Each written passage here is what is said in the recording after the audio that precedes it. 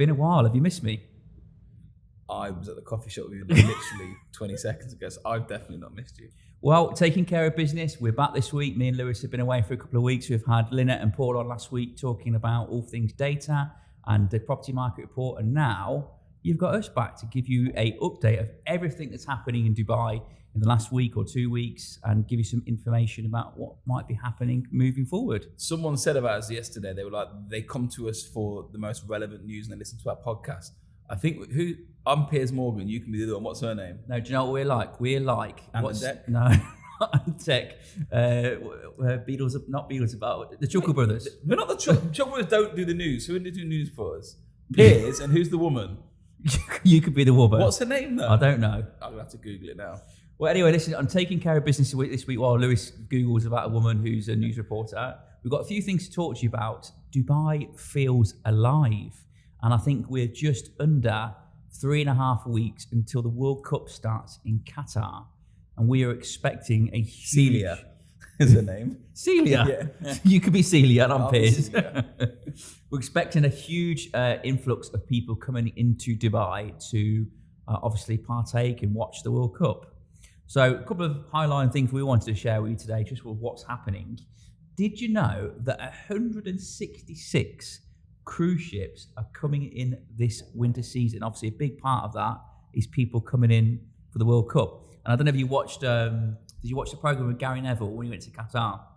There's this amazing cruise ship, 2,000 rooms that dock up basically in Qatar, serving really as a hotel for people because obviously the number of hotel rooms are literally got at my point. Oh, really? To talk about. So I went on to look at the cruise ship because obviously Lynette sent through the data when I was looking at the news, and it come up about the cruise ships in Dubai. I thought that's great, and then it come up when I googled it about Qatar, and I didn't know anything about it. So I went onto it and I figured out who the it's the MSC, I think it is MSC cruises. So it's the Geneva cruise. Anyway, so it's $2,000 a night, but it's a banging new, not boats, what would you call it? Cruise liner. Cruise liner. So they dock up there and then you get the tender to Qatar to go and watch the game. Now, there is a caveat to it. I don't know if you've seen it or not, but if you're staying on there, you can't even buy a ticket. You can't even buy a ticket for the boat unless you've got a verified, validated ticket for the World Cup. So I tried to do it just to test, and it's like, you need to validate your ticket to buy it. So it's literally I think that's the case for anyone, and no one is able to get into Qatar unless they've got a proper ticket, and I think it comes with a visa as well. But what that means, you might think, well, why are Carl and Lewis talking about cruises? We love cruises. We do like cruises. We're not cruise experts, but what that basically means is just under 1 million people are expected to arrive in Dubai's harbour and Port Rashid. Obviously, this plays a huge part in basically people spending money in Dubai for that 4 to 5 week period. Yeah. So we anticipate short-term lettings to be massive, and obviously hotel occupancy. I think if you look at what are we now, the 18th of October, we're filming this now. The occupancy for our short-term lettings landlords is at 82% at the moment, which is we're going to definitely get to 100%. So, I mean, that's obviously accelerated pricing as well. So if you are a landlord at the moment in short-term lettings, you are killing it because there is so many people that they won't even be able to get to Qatar because you need the ticket. So they're going to be flying here to use as a base, aren't they? And I think as marketing ramps up with the World Cup, we're getting closer, that fear of missing out, I think we'll find there's a lot of last-minute bookings over the next 2-3 weeks. Definitely. People think, the World Cup's on, let's spend a bit of time in Dubai, and on the off chance, if England get through, if you're an England big supporter, off chance. If an off chance we get through, maybe we'll go to one of the games. So 900,000 people, just under 1 million people on a cruise line are we spending money in Dubai over the course of that month. It's quite incredible. It is, and what I would say, if you are looking for a cruise, it's cruisecritic.com. They have all the best cruises from all the independent liners, where you can choose based on all-inclusive, locations and ports you would like to leave to. Cruisecritic.com. And if you'd like to sponsor the Cruise Critic, sponsor us, we're more than welcome to collaborations. Call us for the collab, we'll go to Qatar. Okay, so we talked about obviously people spending money in country, plays a big part in hotel occupancy, also short-term lettings. Are you surprised to know that some, not all, some short-term lettings properties at the moment are earning up to 50% more than what a traditional rental might be? No, I don't, and I'm gonna put it black and white on the table for everybody watching this. But I think at the moment they will, and they're gonna supercharge their revenue. But I think there's a lot of short-term landlords that have maybe felt a bit of pain in the summer, because how short-term rentals markets work, for anybody that's trying to get their head around it, is you get the property, you put it on Booking.com, Expedia, etc., and you obviously correlate bookings onto the property. But if tourism is low in that season, the bookings will generally slow down. So if you are a short-term landlord, you can expect Christmases, late summers, October, November, December, January, February to be amazing. But you're going to have a lull, aren't you, in July and August, which we've seen. I think if you're a short-term lettings landlord, it's really important you don't really overanalyze your property, and don't look at it week to week, or maybe even month to month. And a good short-term lettings business should advise you of the highs and the lows in the season. Definitely. To make sure that if it is a bit quieter, that your price is kind of changed accordingly to make sure we attract people. We just had this, by the way. So a landlord was emailing me last week, and they've got a property on for us. I can't remember exactly where it's on the Palm Jumeirah. And let's say, for instance, they wanted 600 a night. It wasn't renting it at this time, and this is summer period. And we've changed the price to 400 to book it, and we've ended making bookings off it. Now it's below our target price, but that landlord would rather it be vacant than achieve 600 dirhams a night, which for me, if I've got a short-term lettings property, I'm not saying I'll take anything, but as long as there's constant trickle of money coming in, and if I have to take a bit less than some, I will. Yeah. But I know when the World Cup's on, you're flying, or the golf, or the F1, or anything like that towards the end of the year when it's a bit cooler. Yeah. Halloween at Jumeirah Golf Estates. Halloween at Jumeirah Golf Estates, that's when you're going to make your money. It lasts 4 to 5 months a year over the course of the year. So a couple of other things we've got talked about. So obviously people, a short-term letting landlords making big money in the winter season. Series. Wow, that sounds like a baseball event we're going to. So we feel that Dubai is going to be absolutely packed during the World Cup. Yeah. I don't know if you've seen some of the fan parks here. Yeah, we have been offered to sponsor a couple of the really big ones. And they're like, oh, have you got $250,000? Would you like to put your name on? I was like, no, I'll just be a fan. Thank you very much. But there is everywhere is going all out. I mean, you've got just next to a sports city, Jumeirah Golf Estates. The IFC have got one. Yeah, I mean, literally everywhere. But this goes back to talking about Dubai being packed at the moment. I don't know if you've seen it or not, but the roads yesterday and even this morning, like, it was actually annoying me to the point I was like, this is how I feel when the road's busy. I'm annoyed that I'm in traffic, but I'm also happy because when the road's busy, everyone's renting or buying. So I'm like, you're a customer. But Dubai, I think, is just being set up. It's like 40 days now to the World Cup, isn't it? Well, we haven't got population statistics or anything up to date, but I'm pretty sure it's going to be quite a decent uplift from the last count, to where things are now. I mean, our wives are talking about your daughter goes to school next year, and you now are already talking about securing her place for next year, of the fear of potentially her not getting a place the following year, which is so true. Big up Brighton College, we're coming there. Any discounts, we're here. No collabs in Brighton College, but if you want a collab with us. Head teacher, come here, go. Okay, so next point we've got. So we talk about Dubai being the hotspot. Did you know that Dubai now beats, right now, London and Rome for city breaks? Very different holidays. I will say this to you. Have you been to Rome before? No. Okay, my opinion, and this is very controversial, Rome is possibly the best walking city in the world over New York, over London. The buildings, it's like London, but all these architectural buildings, where the ones that are engraved into these amazing like buildings to look at, all cultural. There's like bars all around the streets. It is amazing to walk through. Dubai is a bit different. Dubai, there is no paths.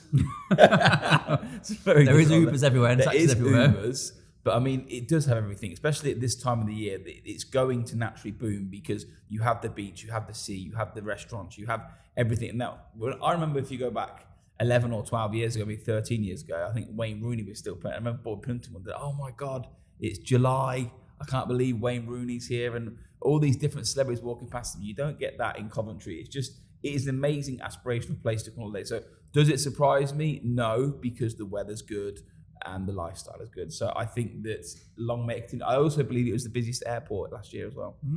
Very, very good. Okay, so next point, loads of new hotels opening.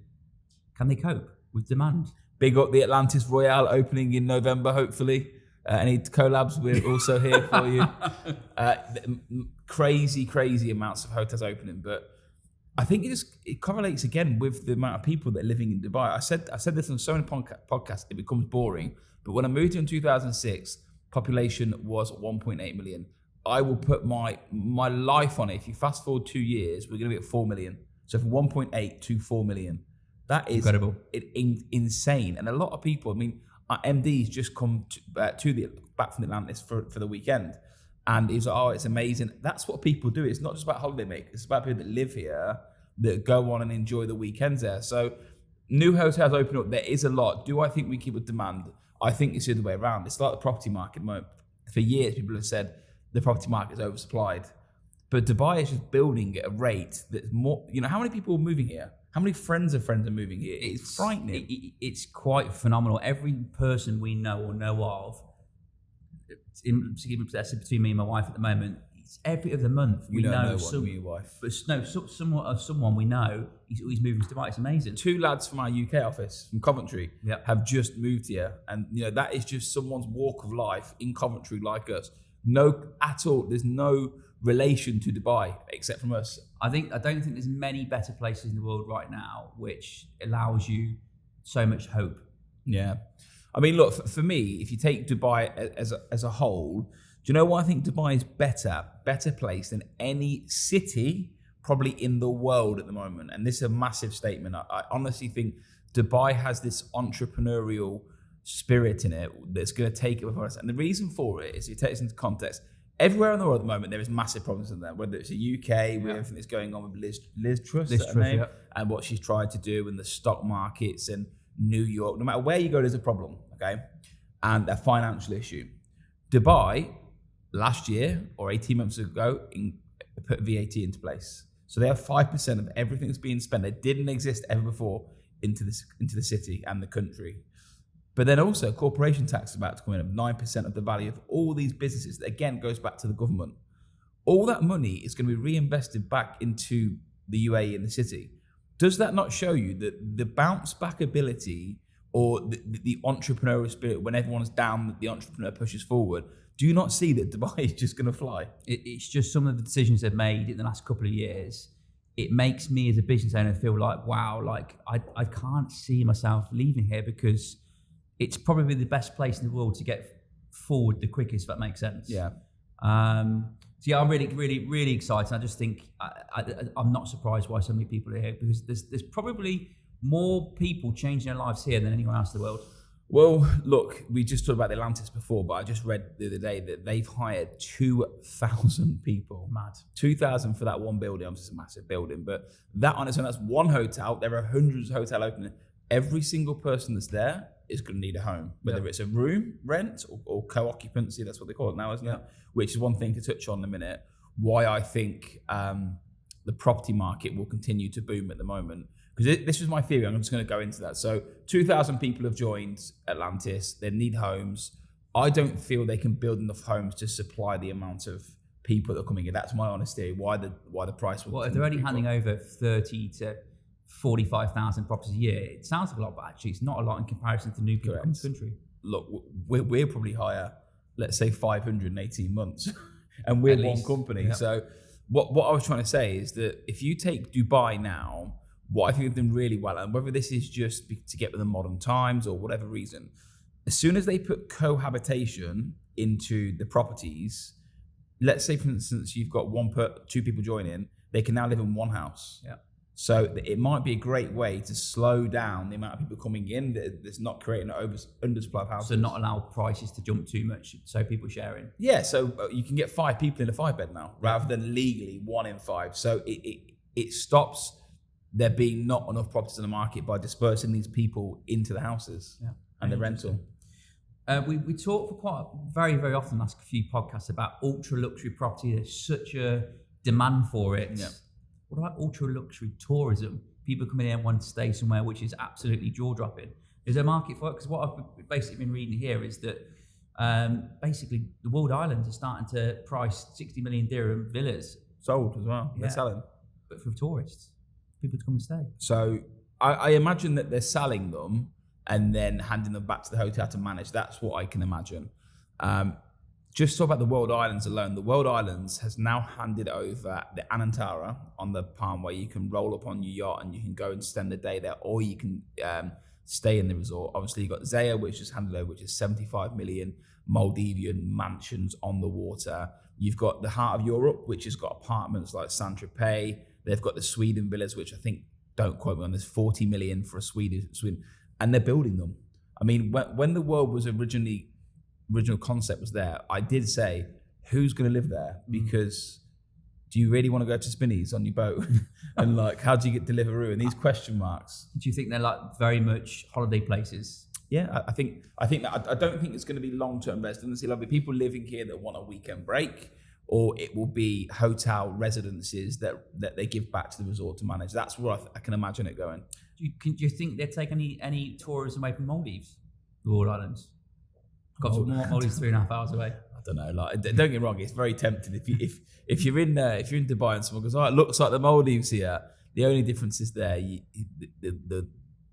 This, I don't know if it's sea creatures is the wrong word. What do you call it? What do you call them? The sea animals. Fish? No.